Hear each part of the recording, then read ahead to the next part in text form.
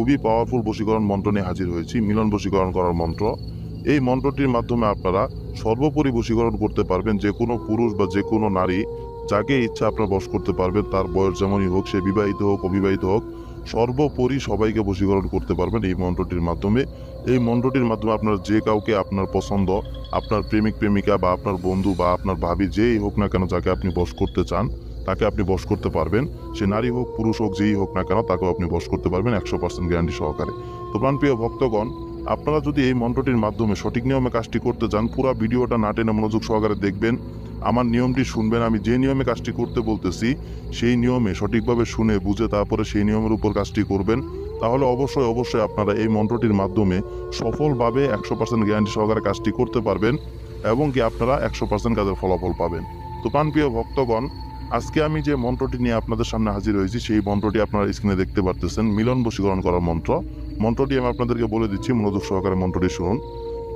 হাকাকাতি জাহুকফা, দোহাই দোহাই আজাজিল, অমুক্য মেরা নিজের বানা, শীঘ্রই আমার কাছে আনা। এই যে মন্ত্রটি, এই মন্ত্রটি আপনাদের মুখস্থ করতে হবে এবং কি অমুক যে স্থানে আছে অমুক্য মেরায়, এই অমুকের স্থানে আপনারা যাকে বশ করতে চাচ্ছেন তার নামটি উল্লেখ করবেন।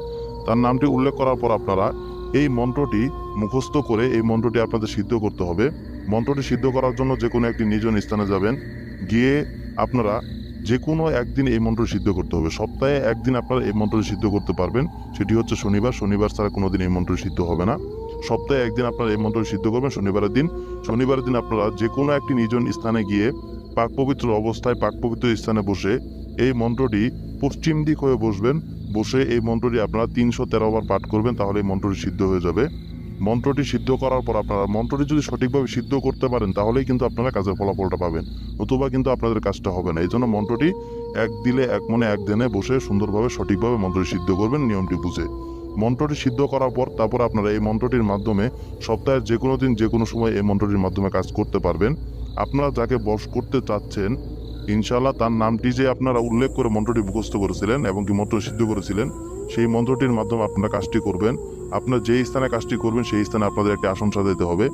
সেই আসনে বসে আপনাদের এই মন্ত্রটি 13 বার পাঠ করতে হবে এবং কি আপনারা যাকে বশ করতে চাচ্ছেন তাকে স্মরণ রাখা অবস্থায় এই মন্ত্রটি 13 বার পাঠ করবেন।